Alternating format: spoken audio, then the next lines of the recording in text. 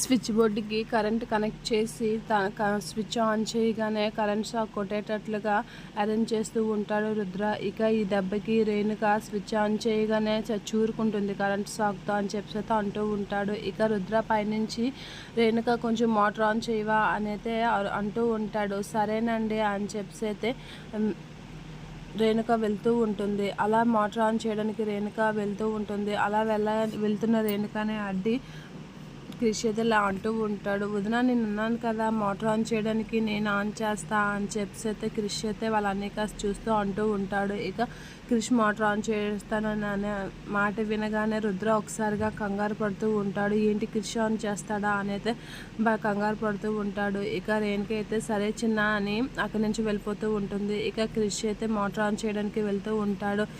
ఇక motor on చేయడానికి button on చేయగానే క్రిష్కి ఒకసారిగా కరెంట్ షాక్ కొడుతూ ఉంటుంది.